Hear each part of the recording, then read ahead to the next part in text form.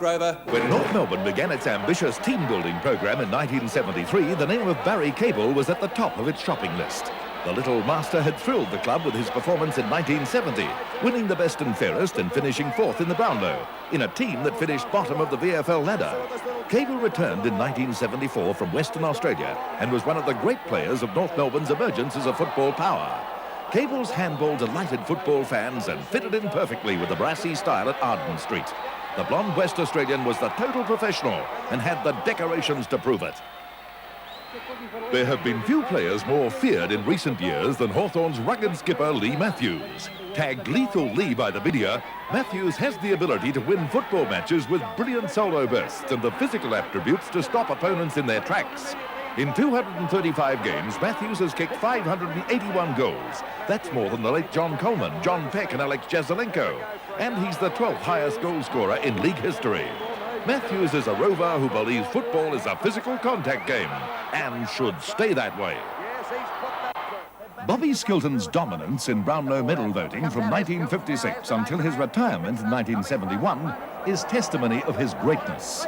Apart from being a triple winner of the game's most coveted individual honour, Skilton amassed a record 180 votes over 237 games with South Melbourne.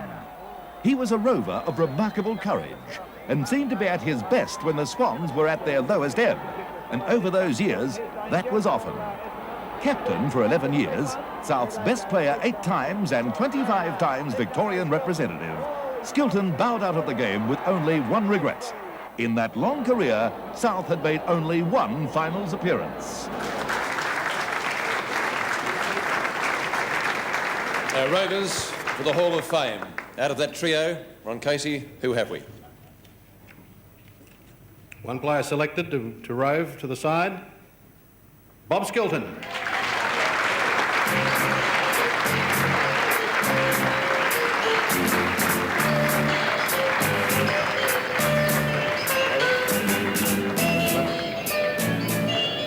Well, Bobby, 3 Brownlow medals, only one finals appearance.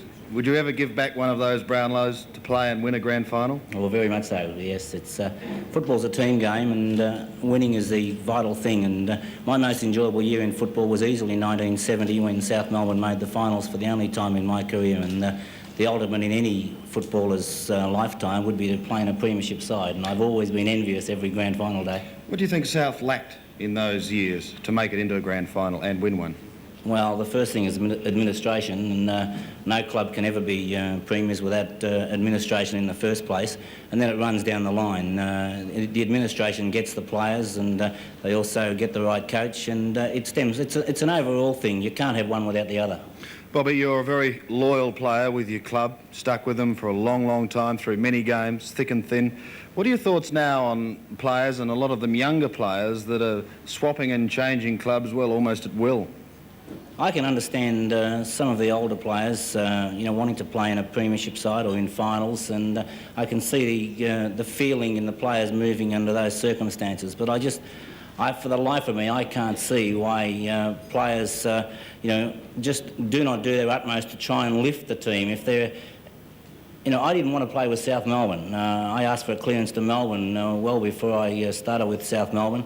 But within 5 minutes of being there, I was in love with South Melbourne. As soon as Ronnie Clegg spoke to me, that was the finish. And, from there on in, South Melbourne was all that mattered. And I think that the Guernsey that you're wearing is what matters. And after you've given service, and if you justify things and maybe then you want to play in the finals, I can understand players wanting to move. But until about 10 years, no.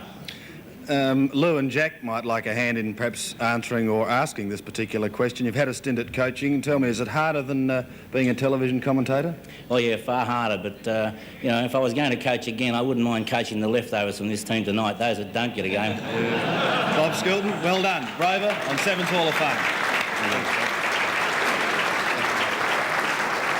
Bob Skilton, selected in the Hall of Fame team as a rover, and by gee, it was a pretty hard selection too to come up with the final pairing. Ron